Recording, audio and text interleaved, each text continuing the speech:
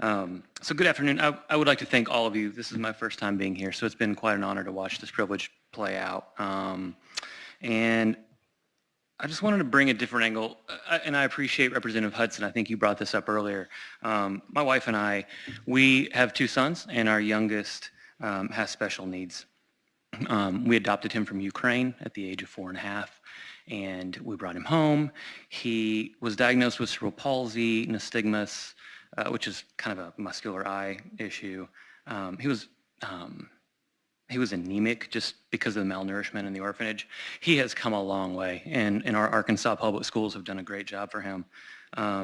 He is extremely happy and extremely jolly, but he's also very curious and impulsive, and his ability to control his executive function, he just wants to touch everything, right? And you may not know how much violence occurs towards the individuals in our communities across this country with special needs and disabilities. If you really want to take your brain to a dark place like I did prepping for this, go research it. It's not a good sight, and most of the time that is gun violence. I think what I did when I was researching all this, you start looking up, because so many instances are police unfortunately making a tough choice, and it's regrettable, and I watched that play out. But you also see instances of other individuals where they interact with the folks with disabilities in our community. Specifically, I was looking at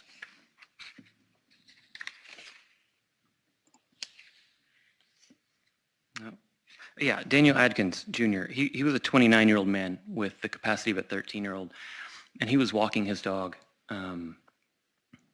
He crossed in front of a Taco Bell, and a car almost hit him, and obviously words were exchanged, and that driver felt threatened. He got out and shot Mr. Adkins, and Mr. Adkins died right there. The defense he used was stand your ground. That's what he used in shooting of a special needs man. My son and I, we walk our dog. And right now, he's young, and I'm there, but I'm not always there.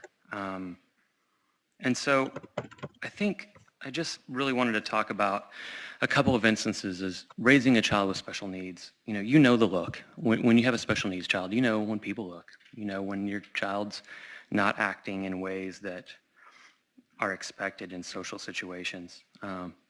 And it only takes one instance with these types of scenarios.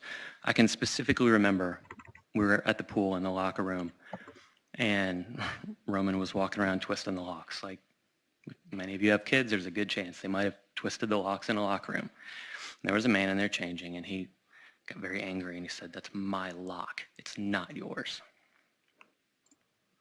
I was there. Again, I was there. I could de-escalate that situation.